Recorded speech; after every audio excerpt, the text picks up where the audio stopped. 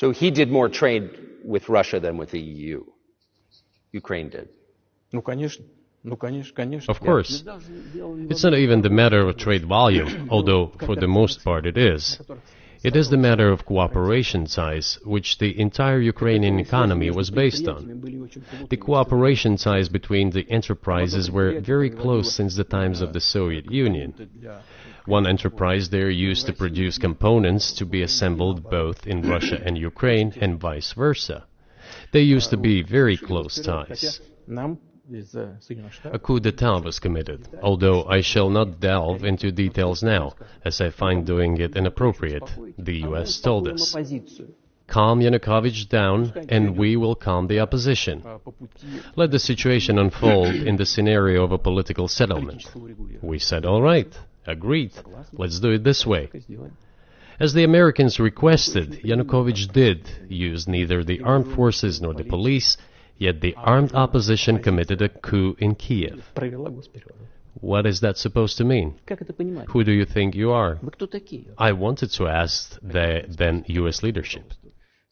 With the backing of whom? With the backing of CIA, of course. The organization you wanted to join back in the day, as I understand. We should thank God they didn't let you in, although it is a serious organization. I understand. My former vis-a-vis in the sense that I served in the first main directorate, Soviet Union's intelligence service. They have always been our opponents. A job is a job. Technically, they did everything right. They achieved their goal of changing the government. However, from a political standpoint, it was a colossal mistake. Surely it was political leadership's miscalculation. They should have seen what it would evolve into. So, in 2008, the doors of NATO were opened for Ukraine.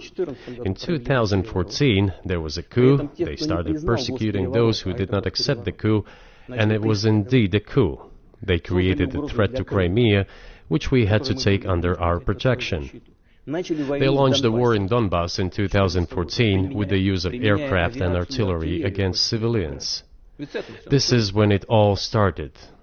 There's a video of aircraft attacking Donetsk from above. They launched a large-scale military operation, then another one.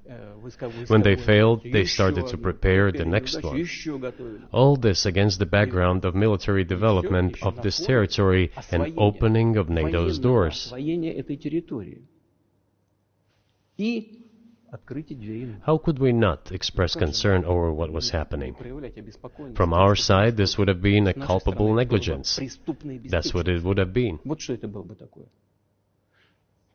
It's just that the U.S. political leadership pushed us to the line we could not cross, because doing so could have ruined Russia itself.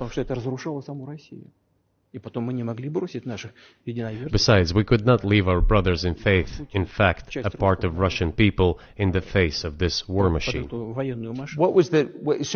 that was 8 years before the current conflict started. So what was the trigger for you? What was the moment where you decided you had to do this?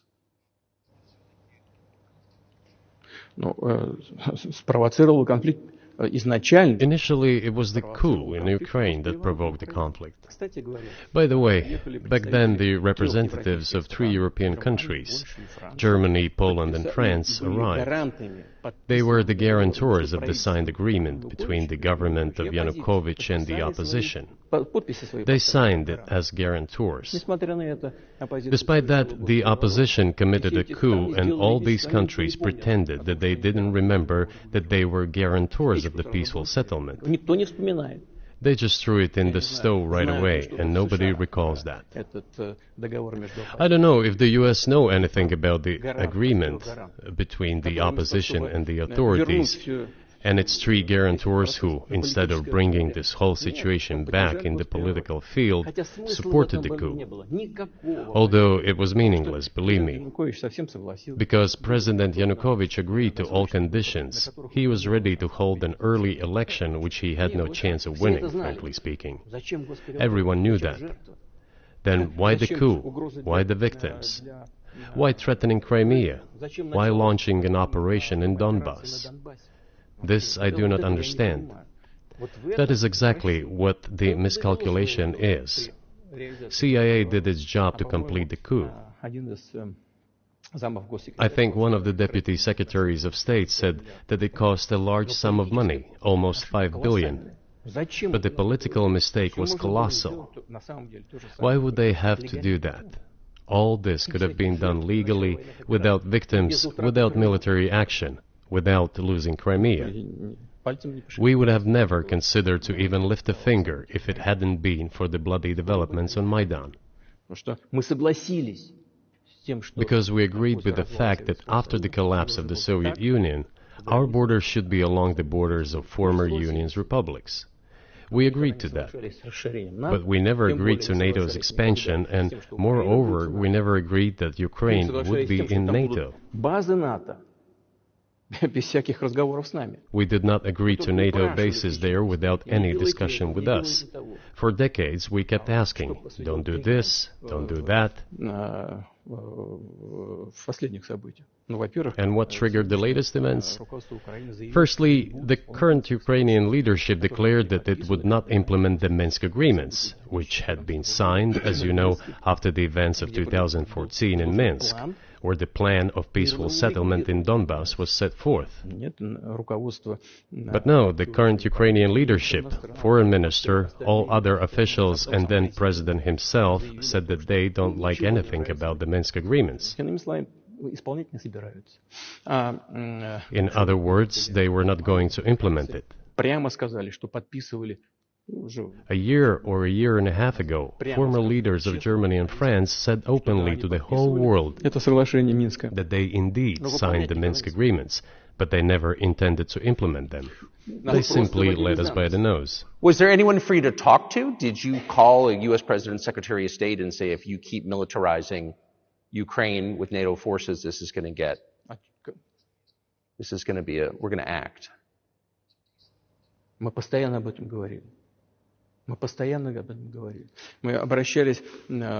We talked about this all the time. We addressed the United States and European countries' leadership to stop these developments immediately, to implement the Minsk agreements. Frankly speaking, I didn't know how we were going to do this, but I was ready to implement them. These agreements were complicated for Ukraine. They included lots of elements of those Donbass territories' independence. That's true. However, I was absolutely confident, and I'm saying this to you now. I honestly believe that if we managed to convince the residents of Donbass, and we had to work hard to convince them to return to the Ukrainian statehood, then gradually the wounds would start to heal. When this part of territory reintegrated itself into common social environment, when the pensions and social benefits were paid again, all the pieces would gradually fall into place. No, nobody wanted that. Everybody wanted to resolve the issue by military force only. But we could not let that happen. And the situation got to the point when the Ukrainian side announced, no, we will not do anything. They also started preparing for military action. It was they who started the war in 2014. Our goal is to stop this war. And we did not start this war in 2022. This is an attempt to stop it. Do you think you've stopped it now? I mean, have you achieved your aims? No, we haven't achieved our aims yet, because one of them is denazification. This means the prohibition of all kinds of neo-Nazi movements. This is one of the problems that we discussed during the negotiation process, which ended in Istanbul early this year.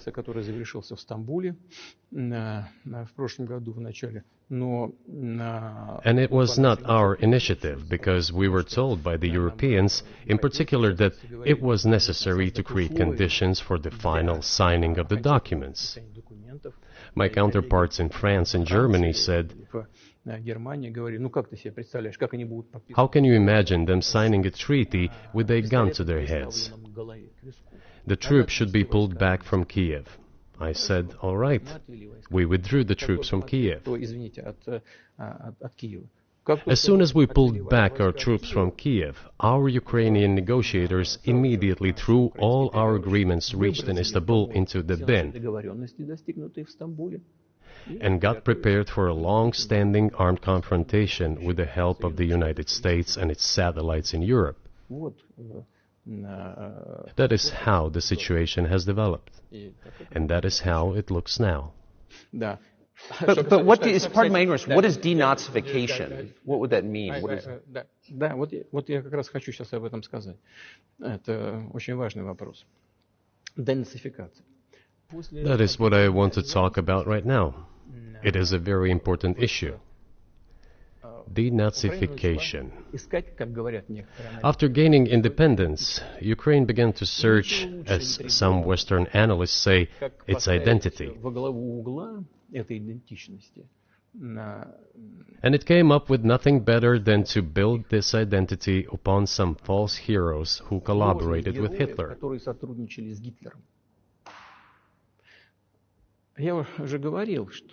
I have already said that in the early 19th century, when the theorists of independence and sovereignty of Ukraine appeared, they assumed that an independent Ukraine should have very good relations with Russia. But due to the historical development, those territories were part of the Polish-Lithuanian Commonwealth.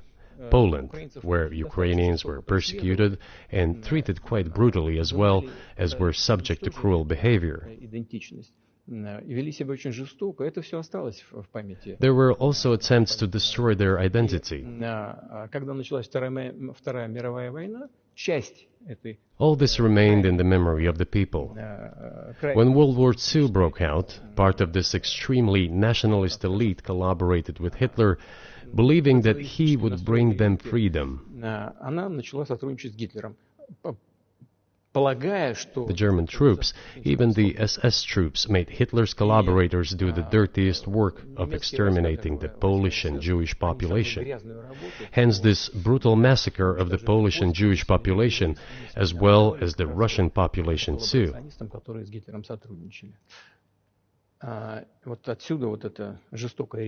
This was led by the persons who are well known, Bandera, Shukevich. It was those people who were made national heroes. That is the problem. And we are constantly told that nationalism and neo-Nazism exist in other countries as well. Yes, they are seedlings, but we uproot them, and other countries fight against them. But Ukraine is not the case. These people have been made into national heroes in Ukraine. Monuments to those people have been erected. They are displayed on flags. Their names are shouted by crowds that walk with torches, as it was in Nazi Germany.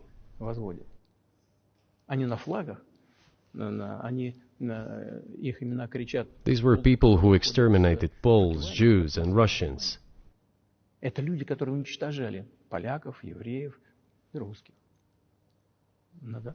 It is necessary to stop this practice and prevent the dissemination of this concept. I say that Ukrainians are part of the one Russian people. They say, no, we are a separate people. Okay, fine. If they consider themselves a separate people, they have the right to do so, but not on the basis of Nazism, the Nazi ideology. Would you be satisfied with the territory that you have now? Нет, закончим. Вы же задали вопрос по неонацизму и денацификации. I will finish answering the question. You just asked a question about neo-Nazism and denazification. Look, the president of Ukraine visited Canada. The story is well known, but being silenced in the Western countries. The Canadian Parliament introduced a man who, as the Speaker of the Parliament said, fought against the Russians during the World War II. Well, who fought against the Russians during the World War II? Hitler and his accomplices. It turned out that this man served in the SS troops. He personally killed Russians, Poles, and Jews. The SS troops consisted of Ukrainian nationalists who did this dirty work. The president of Ukraine stood up with the entire Parliament of Canada and applauded this man. How can this be imagined? The president of Ukraine himself, by the way, is a Jew by nationality. Really, my question is, what do you do about it? I mean, Hitler's been dead for 80 years. Nazi Germany no longer exists. And so, true. And so, I think what you're saying is you want to extinguish or at least control Ukrainian nationalism, but how? How do you do that? Вот послушайте меня. Ваш вопрос очень тонкий. Listen to me. Your question is very subtle, and I can tell you what I think. Do not take offense. Of course. Он, казалось бы, тонкий, он очень противный, этот вопрос. This question appears to be subtle. It is quite pesky. You say Hitler has been dead for so many years, 80 years. But his example lives on. People who exterminated Jews, Russians, and Poles are alive. And the president, the current president of today's Ukraine, applauds him in the Canadian Parliament, gives a standing ovation. Can we say that we have completely uprooted this ideology if what we see is happening today? That is what denazification is in our understanding. We have to get rid of those people who maintain this concept and support this practice and try to preserve it. That is what denazification is. That is what we mean. Right. My question was a little more specific. It was, of course, not a defense of Nazis, neo or otherwise. It was a practical question. You don't control the entire country. You don't control Kiev. You don't seem like you want to. So how do you eliminate a culture or an ideology or feelings or a view of history in a country that you don't control? What do you do about that? А вы знаете, как вам не покажется странным, в ходе переговоров в Стамбуле... You know, as strange as it may seem to you, during the negotiations in Istanbul, we did agree that we have it all in writing. Neo-Nazism would not be cultivated in Ukraine, including that it would be prohibited at the legislative level. Mr. Carson, we agreed on that. This, it turns out, can be done during the negotiation process. And there's nothing humiliating for Ukraine as a modern civilized state. Is any state allowed to promote Nazism? It is not, is it? That is it. Will there be talks, and why haven't there been talks about resolving the conflict in Ukraine? Peace talks. Они были, они дошли до очень высокой стадии согласования позиций, сложно. They have been. They reached a very high stage of coordination of positions in a complex process, but still they were almost finalized. But after we withdrew our troops from Kiev, as I have already said, the other side threw away all these agreements and obeyed the instructions of Western countries, European countries, and the United States to fight Russia to the bitter end. Moreover, the president of Ukraine has legislated a ban on negotiating with Russia. He signed a decree forbidding everyone to negotiate with Russia. But how are we going to negotiate if he forbade himself and everyone to do this? We know that he is putting forward some ideas about this settlement, but in order to agree on something, we need to have a dialogue. Is that not right? Well, but you wouldn't be speaking to the Ukrainian president, you'd be speaking to the American president. When was the last time you spoke to Joe Biden? I cannot remember when I talked to him. I do not remember. We can look it up. You don't remember? No. Why? Do I have to remember everything? I have my own things to do. We have domestic political affairs. Well, he's funding the war that you're fighting, so I would think that would be memorable. Well, yes, he funds, but I talked to him before the special military operation, of course. And I said to him then, by the way, I will not go into details, I never do, but I said to him then, I believe that you are making a huge mistake of historic proportions by supporting everything that is happening there, in Ukraine, by pushing Russia away. I told him, Told him repeatedly, by the way.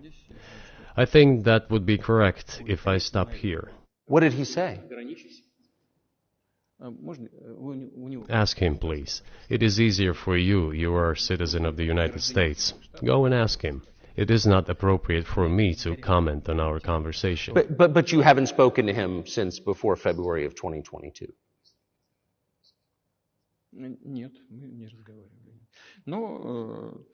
No, we haven't spoken. Certain contacts are being maintained, though. Speaking of which, do you remember what I told you about my proposal to work together on a missile defense system? Yes. You can ask all of them. All of them are safe and sound, thank God. The former president, Condoleezza, is safe and sound, and I think Mr. Gates and the current director of the intelligence agency, Mr. Burns, the then ambassador to Russia, in my opinion, are a very successful ambassador. They were all witnesses to these conversations. Ask them. Same here. If you are interested in what Mr. President Biden responded to me, ask him. At any rate, I talked to him about it. I'm definitely interested, but from the outside, it seems like this could devolve or evolve into something that brings the entire world into conflict and could initiate a nuclear launch. And so why don't you just call Biden and say, let's work this out?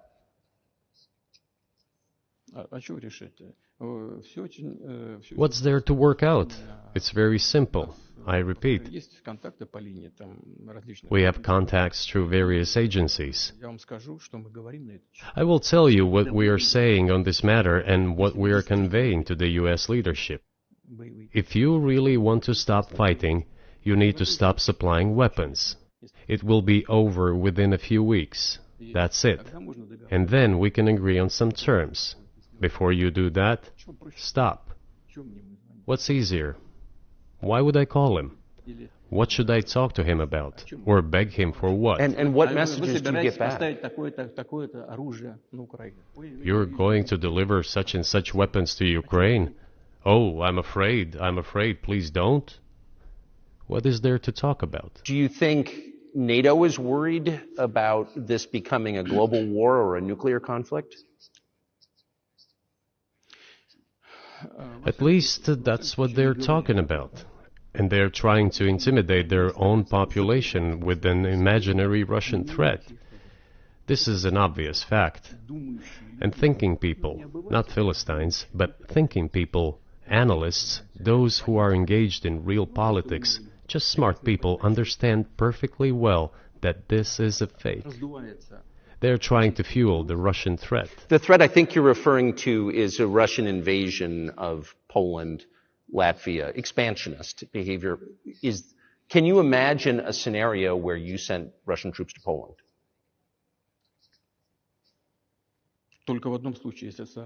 Only in one case, if Poland attacks Russia. Why? Because we have no interest in Poland, Latvia, or anywhere else. Why would we do that? We simply don't have any interest. It's just threat-mongering.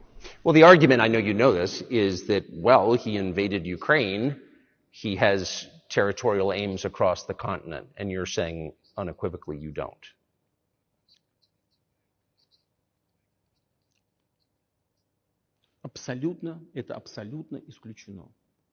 It is absolutely out of the question. You just don't have to be any kind of analyst. It goes against common sense to get involved in some kind of a global war. And a global war will bring all humanity to the brink of destruction. It's obvious. There are certainly means of deterrence. They have been scaring everyone with us all along. Tomorrow Russia will use tactical nuclear weapons. Tomorrow Russia will use that. No, the day after tomorrow. So what? In order to extort additional money from US taxpayers and European taxpayers in the confrontation with Russia in the Ukrainian theater of war. The goal is to weaken Russia as much as possible. One of our senior United States senators from the state of New York, Chuck Schumer, said yesterday, I believe, that we have to continue to fund the Ukrainian effort, or U.S. soldiers, citizens could wind up fighting there. How do you assess that?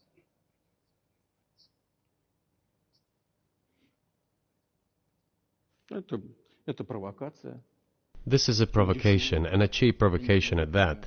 Американские солдаты должны воевать. I do not understand why American soldiers should fight in Ukraine. There are mercenaries from the United States there. The bigger number of mercenaries comes from Poland, with mercenaries from the United States in second place, and mercenaries from Georgia in third place. Безусловно. Well, if somebody has the desire to send regular troops, that would certainly bring humanity to the brink of very serious global conflict. This is obvious. Do the United States need this? What for? Thousands of miles away from your national territory.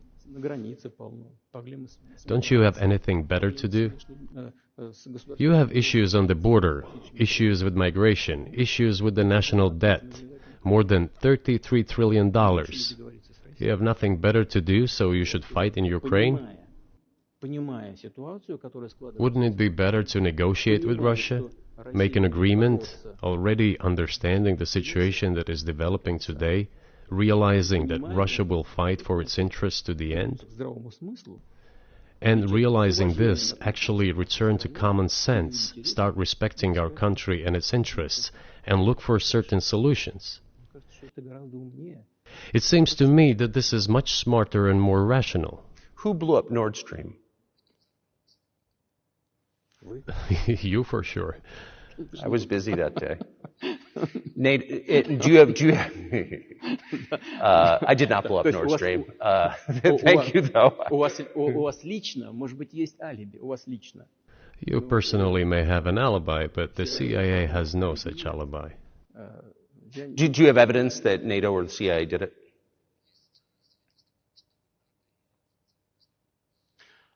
Знаете, You know, I won't get into details, but people always say in such cases, look for someone who is interested. But in this case, we should not only look for someone who is interested, but also for someone who has capabilities. Because there may be many people interested, but not all of them are capable of sinking to the bottom of the Baltic Sea and carrying out this explosion. These two components should be connected.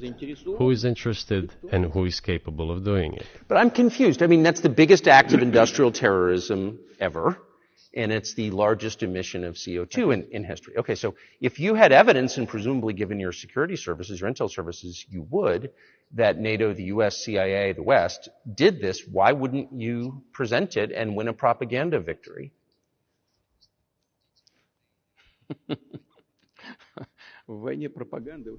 In the war of propaganda, it is very difficult to defeat the United States, because the United States controls all the world's media and many European media. The ultimate beneficiary of the biggest European media are American financial institutions. Don't you know that? So it is possible to get involved in this work, but it is cost prohibitive, so to speak. We can simply shine the spotlight on our sources of information, and we will not achieve results. It is clear to the whole world what happened, and even American analysts talk about it directly. It's true. Yes, but here's a question you may be able to answer. You worked in Germany, famously. The Germans clearly know that their NATO partner did this, and it damaged their economy greatly. It may never recover.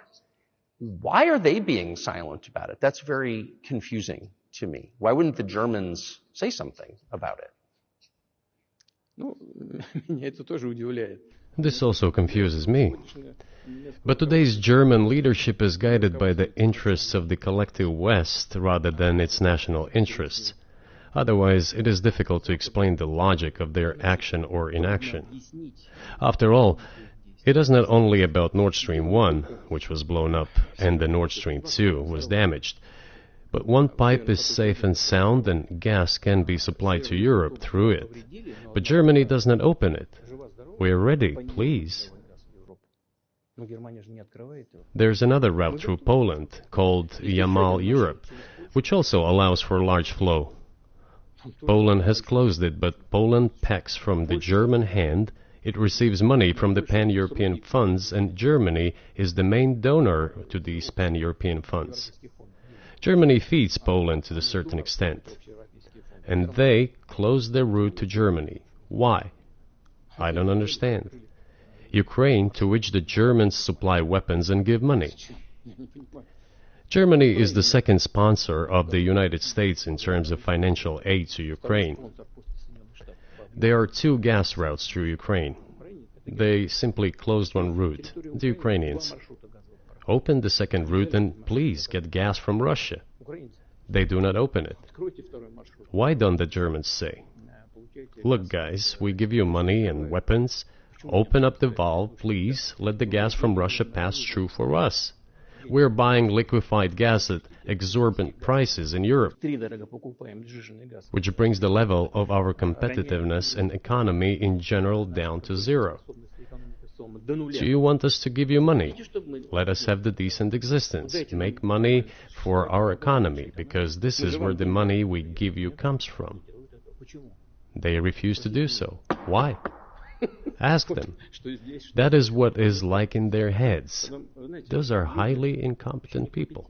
Well, maybe the world is breaking into two hemispheres, one with cheap energy, the other without. And I want to ask you that. If we're now a multipolar world, obviously we are, can you describe the blocks of alliances? Who is in each side, do you think? Listen, you have said that the world is breaking into two hemispheres. A human brain is divided into two hemispheres.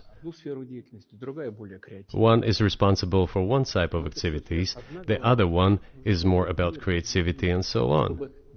But it is still one and the same head. The world should be a single whole. Security should be shared rather than meant for the golden billion. That is the only scenario where the world could be stable, sustainable, and predictable. Until then, while the head is split in two parts, it is an illness, a serious adverse condition. It is a period of severe disease that the world is going through now. But I think that, thanks to honest journalism, this work is akin to work of the doctors. This could somehow be remedied. Well, let's just give one example, the US dollar, which has kind of united the world in a lot of ways, maybe not to your advantage, but certainly to ours. Is that going away as the reserve currency, the universally accepted currency? How have sanctions, do you think, changed the dollar's place in the world?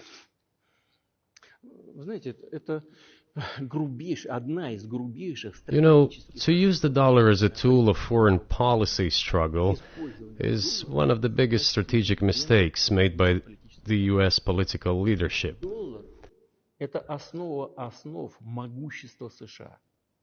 The dollar is the cornerstone of the United States power. I think everyone understands very well that no matter how many dollars are printed, they are quickly dispersed all over the world.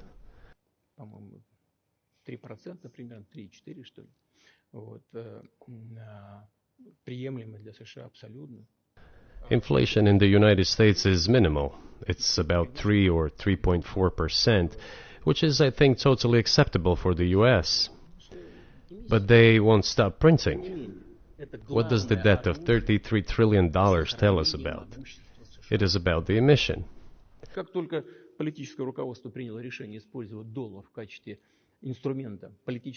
Nevertheless, it is the main weapon used by the United States to preserve its power across the world. As soon as the political leadership decided to use the US dollar as a tool of political struggle, a blow was dealt to this American power. I would not like to use any strong language, but it is a stupid thing to do and a grave mistake.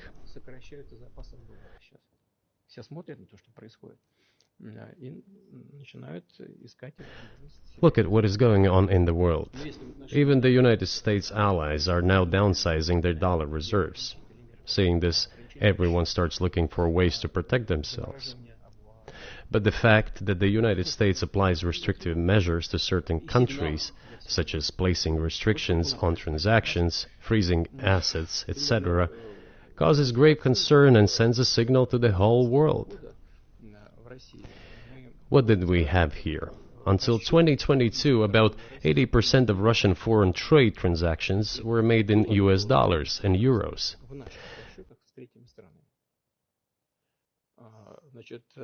US dollars accounted for approximately 50% of our transactions with third countries, while currently it is down to 13%. It wasn't us who banned the use of the US dollar.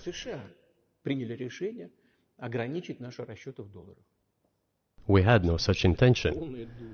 It was decision of the United States to restrict our transactions in US dollars. I think it is complete foolishness from the point of view of the interests of the United States itself and its taxpayers, as it damages the US economy, undermines the power of the United States across the world. By the way, our transactions in yuan accounted for about 3%. Today, 34% of our transactions are made in rubles, and about as much, a little over 34% in yuan. Why did the United States do this? My only guess is self-conceit. They probably thought it would lead to full collapse, but nothing collapsed.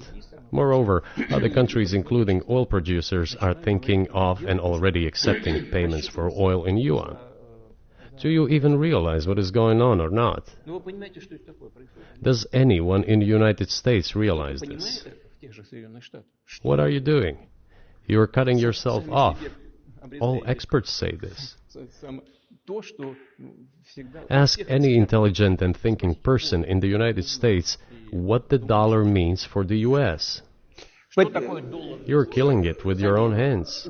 I think that's I think that's a fair assessment. The question is what comes next, and maybe you trade one colonial power for another, much less sentimental and forgiving colonial power. I mean, is the BRICS, for example, in danger of being completely dominated by the Chinese economy in a way that's not good for their sovereignty? Do you worry about that? Well, we have heard those boogeyman stories before. It is a boogeyman story. We're neighbors with China. You cannot choose neighbors just as you cannot choose close relatives. We share a border of 1,000 kilometers with them. This is number one. Second, we have a centuries-long history of coexistence. We're used to it. Third, China's foreign policy philosophy is not aggressive. Its idea is to always look for compromise, and we can see that. The next point is as follows. We are always told the same boogeyman story, and here it goes again, through an euphemistic form, but it is still the same boogeyman story. The cooperation with China keeps increasing. The pace at which China's cooperation with Europe is growing is higher and greater than that of the growth of Chinese-Russian cooperation. Ask Europeans, aren't they afraid? They might be, I don't know.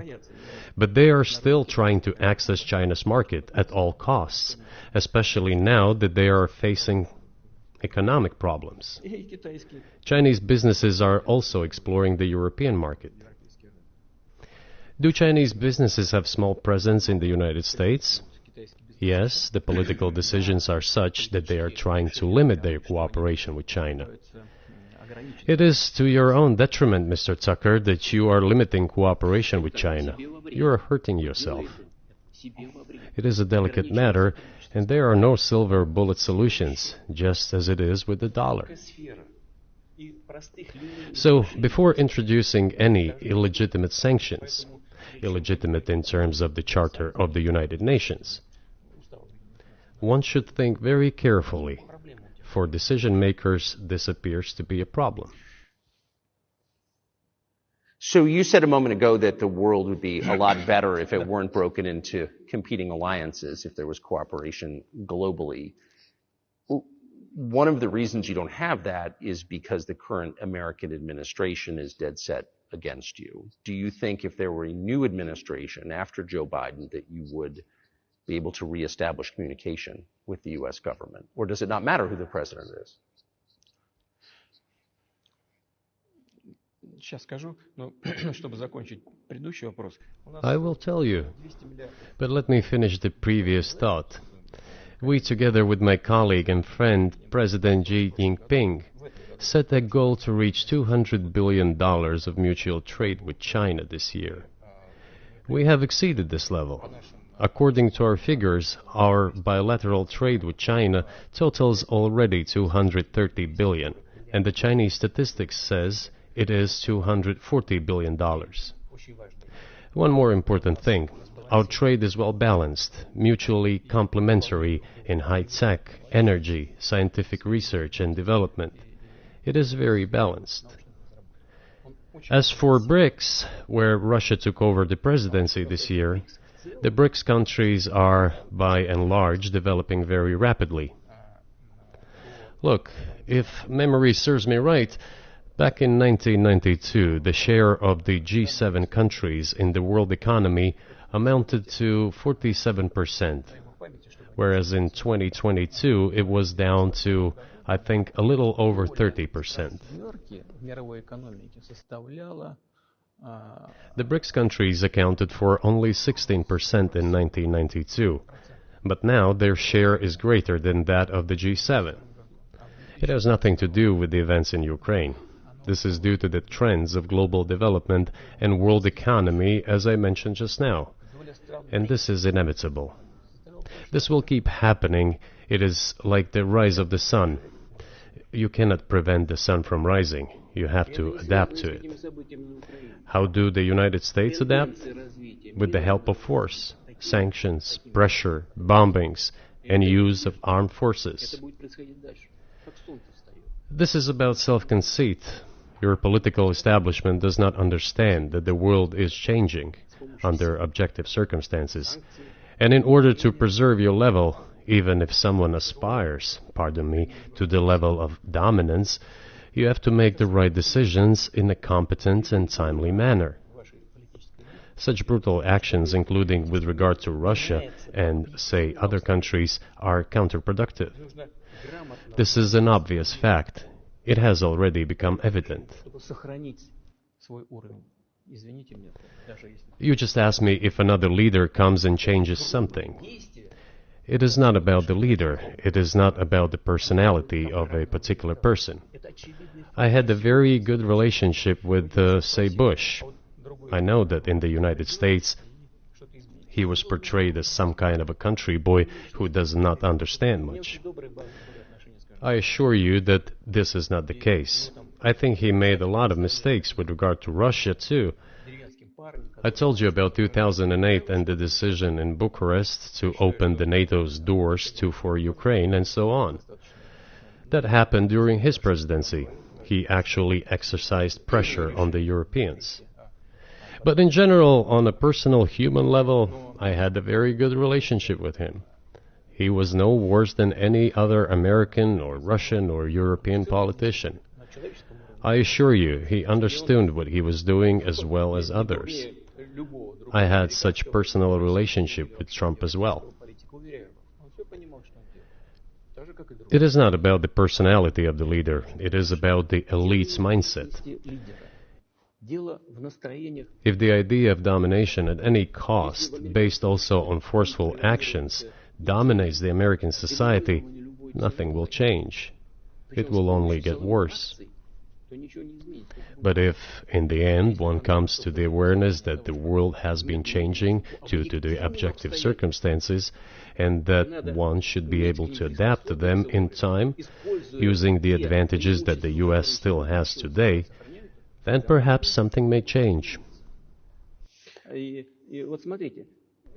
Look, China's economy has become the first economy in the world in purchasing power parity. In terms of volume, it overtook the U.S. a long time ago.